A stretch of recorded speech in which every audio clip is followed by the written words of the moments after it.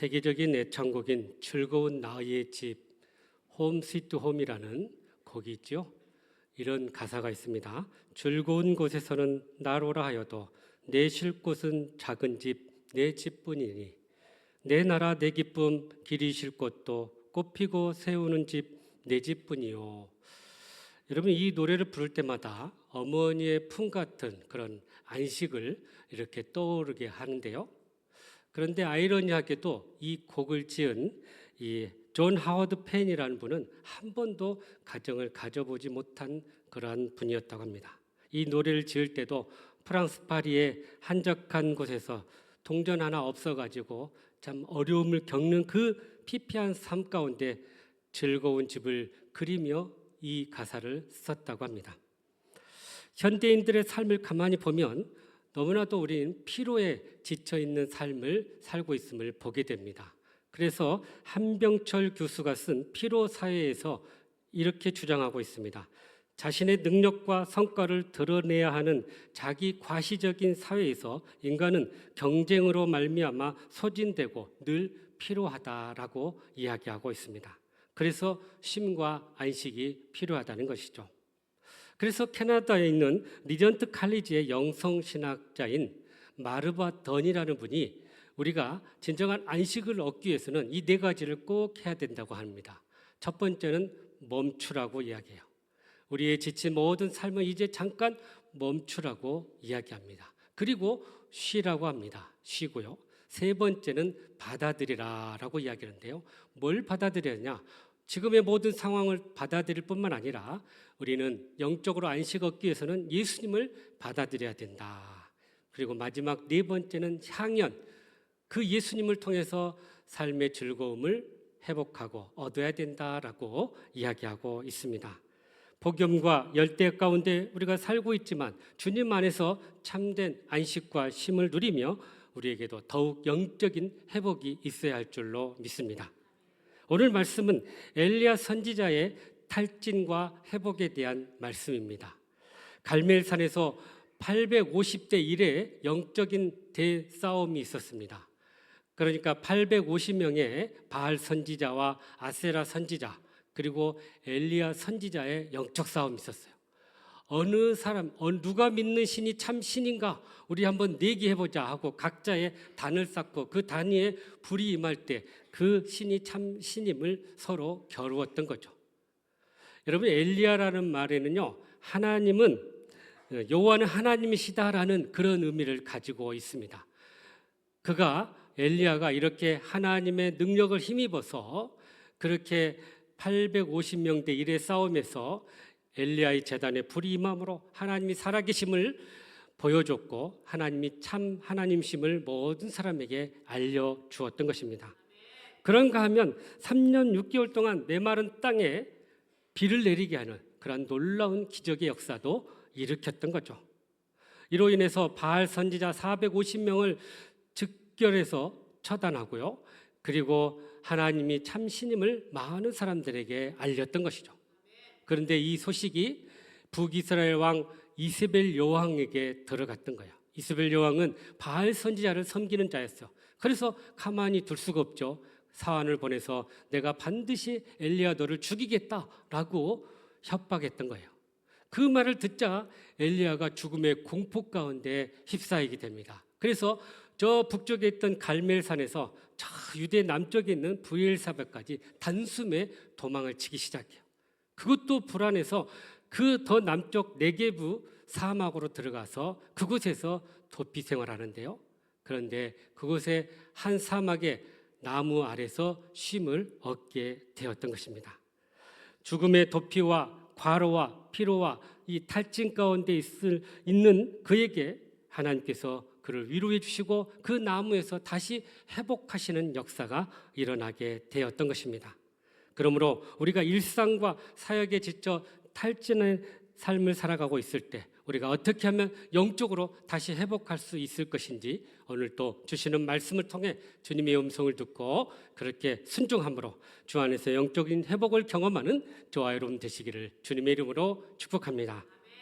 먼저 5절 말씀을 다시 한번 읽어볼까요? 시작. 보뎀나무 아래에 누워 자더니 천사가 그를 어루만지며 그에게 이르되 일어나서 먹으라 하는지라. 아멘. 자, 여기 보니까 이 엘리야가 숨어서 이렇게 휴식하고 있는 곳이 로뎀 나무 아래에 누워 있었다, 이렇게 이야기합니다. 6절 하반절에도 다시 누웠다라고 이야기하고 있어요. 하나님께서는 이 탈진과 죽음의 공포 가운데 있는 이 엘리야를 로뎀 나무 아래에서 쉬게 하셨던 거예요. 그런데 오늘 말씀을 보니까 이 쉼은 뭘 의미하냐? 그곳에서 누워 잤다 그랬거든요. 그러니까 육체적인 쉼을 의미하고 있습니다. 몸과 마음이 완전히 소진된 상태, 그야말로 탈진된 이 상태에서 그에게 잠을 주셨고 그 잠을 통해 육체적인 쉼을 얻게 하셨던 것입니다.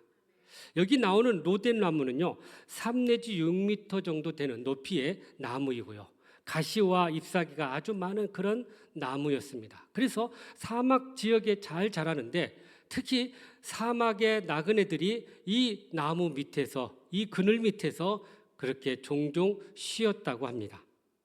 로뎀 나무는 바로 이 엘리야 선지자의 지친 육신의 쉼터가 되었고 안식처가 되었던 것이죠. 엘리야가 바로 로뎀 나무 아래서 잠을 자면서 육체적인 충전을 하게 되었던 것입니다. 여러분, 수면은 건강의 기본이고 모든 질병을 일으키는 그런 피로의 아주 명약이라고 할 수 있습니다. 수면은 신체적으로만 쉬는 게 아니었습니다. 미국 워싱턴 대학의 연구팀들이 초파리의 실험을 통해서 수면과 기억의 상관관계를 연구했는데요, 아주 중요한 것이 여기서 밝혀졌어요. 우리가 수면을 취하는 동안 쓸데없는 기억들을 지워서 다음 날 새로운 정보를 받아들일 수 있도록 우리의 뇌의 대청소가 잠을 자면서 일어난다고 합니다. 그래서 적어도 하루에 6시간 이상 수면을 취하게 되면 우리는 신체적으로, 정신적으로 좋은 그런 효과를 얻게 된다는 거예요. 그래서 이 수면의 시간을 통해서 신체의 30% 이상이 회복이 일어난다는 것입니다. 이처럼 하나님께서는 이렇게 지쳐있는 이 엘리야에게 수면을 통해서 그런 회복을 얻도록 도우셨던 거예요. 무엇보다도 우리가 어려움을 겪을 때, 육신적으로 피곤할 때 잘 먹고 잘 쉬고 잘 자는 것이 최고의 명약인 줄로 믿습니다. 그런데 오늘날 우리가 모두들 너무나 바쁘고 지치게 살다 보니까 쉼 없이 살아갈 경우가 얼마나 많은지 모릅니다. 한국 남성 40대, 50대가 사망률 세계 1위라는 오명을 가지고 있어요. 그만큼 그 나이 때 쉴 새 없이 일하고 또 피곤해 지쳐 살다가 어느 날 갑자기 하나님의 부름을 받게 된다는 거예요. 아무리 건강을 자부한다 할지라도 우리가 이렇게 피로하고 쉬지 않으면 그렇게 우리의 육신은 망가지게 된다는 것입니다. 그런데 우리가 이렇게 쉼 없이 살다가 신체적 건강을 잃어버리면 결국은 삶의 모든 근거를 잃어버리게 된다는 거예요. 그래서 육체를 잘못 관리하다가 보면 삶의 모든 것을 잃어버리는 결과를 가져온다는 것입니다. 이처럼 중요한 신체가 건강해야만이 우리의 삶도 건강해질 수 있다는 거예요. 그래서 하나님께서는 6일 동안 천지를 창조하시고 하나님도 안식을 가지시면서 우리에게 참된 안식을 누리도록 말씀해 주셨습니다. 창세기 2장 3절 말씀인데요, 같이 한번 보시죠. 시작.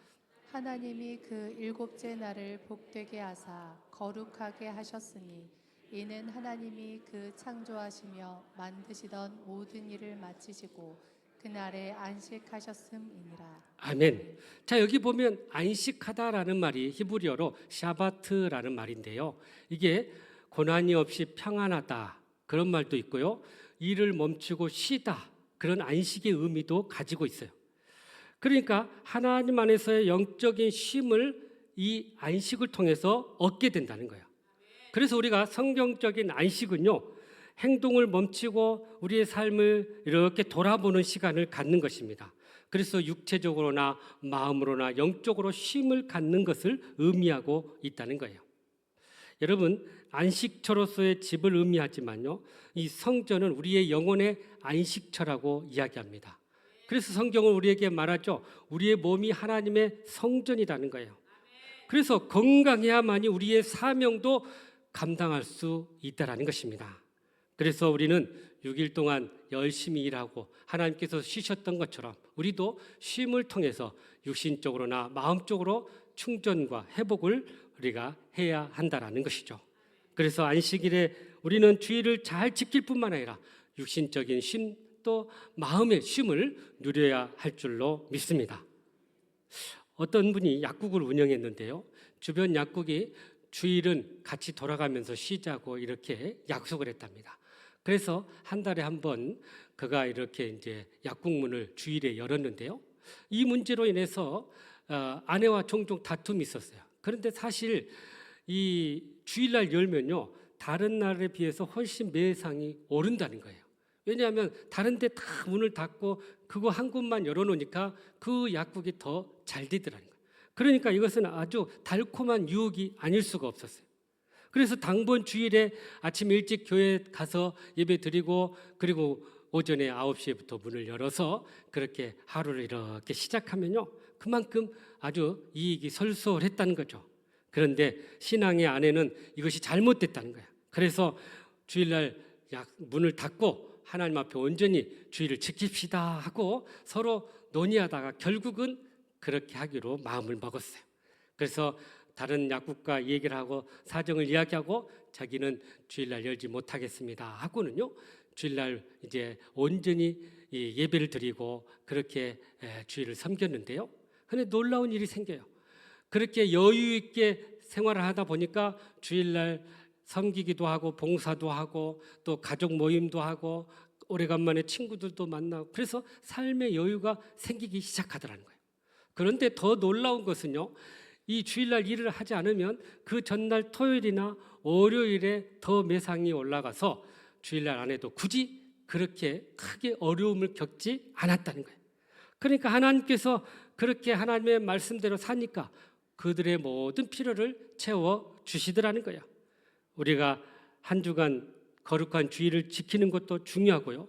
또 1년에 한 차례 이렇게 휴식을 취하는 것도 너무나 중요한데 그것은 바로 우리의 신체를 회복하고 또 하나님 주신 이 안식을 통해서 우리의 마음이 회복돼야만이 우리의 주어진 일을 끝까지 감당하게 될 줄로 믿습니다.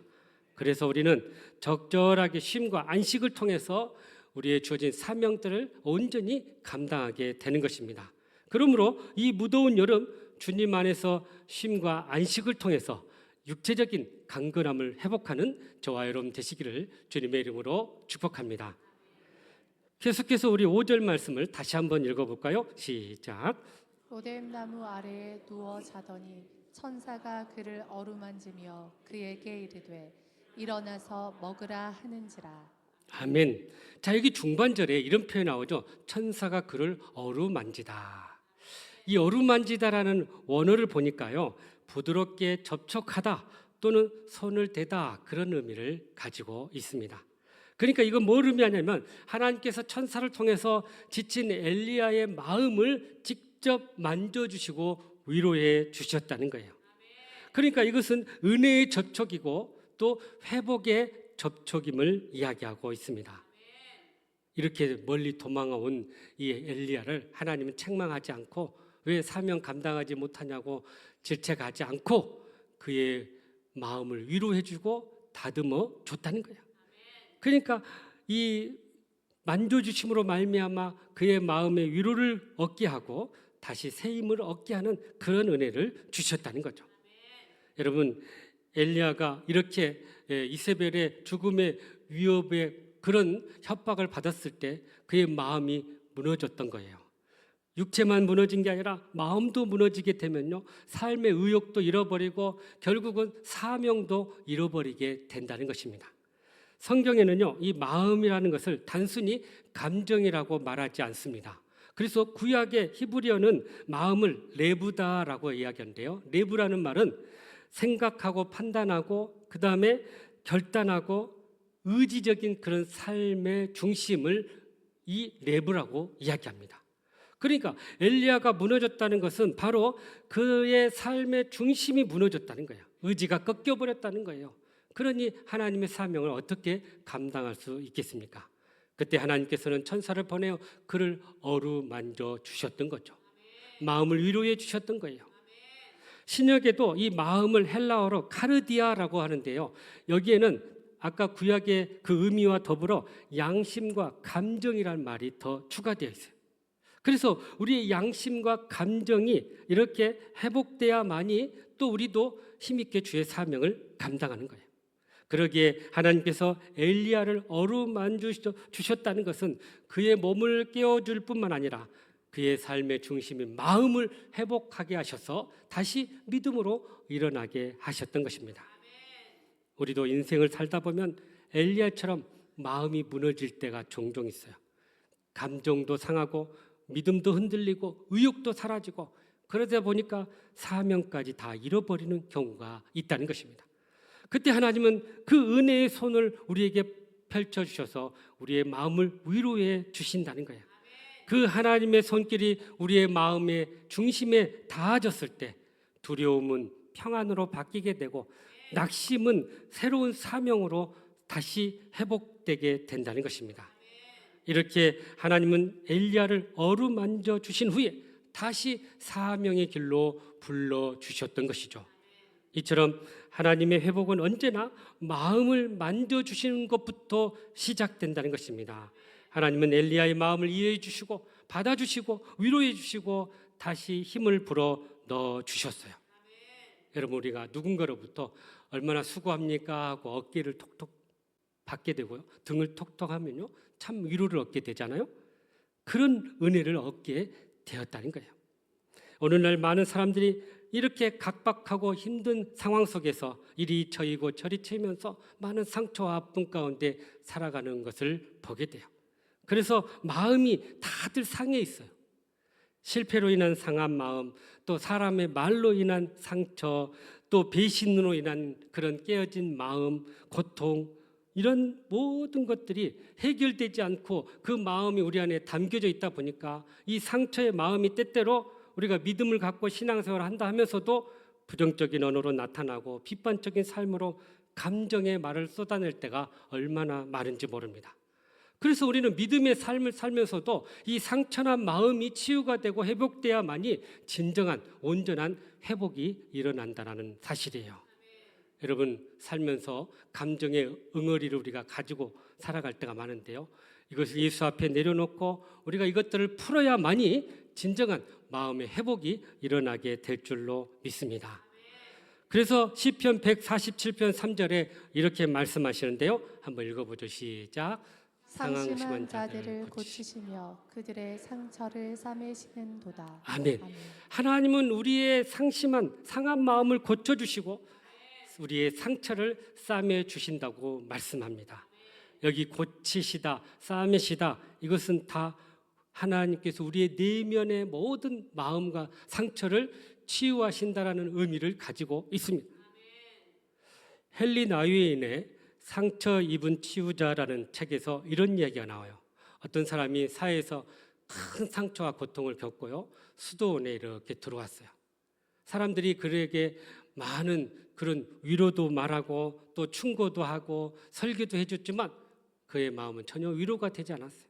그런데 한 사람이 그의 옆에 가서 그를 이렇게 포용해주고 안아주고 같이 눈물 흘려주고 아파해줬어요. 나중에 이분이 회복이 돼서 고백하기를, 바로 그 사람이 나를 이해해주고 용납해줬을 때 내 마음이 열려지게 되고 치유가 되었다라는 고백을 하게 됩니다. 여러분, 그러니까 우리가 100마디의 말로 충고하고 권면한들 그의 마음이 위로가 되지 않지만 함께 이렇게 안아주고 같이 눈물 흘려줄 때 그러한 치유와 회복이 일어난다는 거예요. 그러기에 우리도 서로의 마음을 어루만져주고 그동안 서운했던 것, 섭섭했던 것들을 풀고 서로 용납할 수 있기를 간절히 바랍니다. 그렇게 서로 용납하고 이해하고 용서할 때 거기서부터 진정한 마음의 치유와 회복이 일어날 줄로 믿습니다. 그러므로 우리가 하나님의 만져주심과 서로의 용납함을 통해서 진정한 마음의 회복을 경험하는 저와 여러분 되시기를 주님의 이름으로 축복합니다. 마지막으로 우리 6절 말씀이네요. 시작. 본즉 머리맡에 숯불에 구운 떡과 한 병 물이 있더라.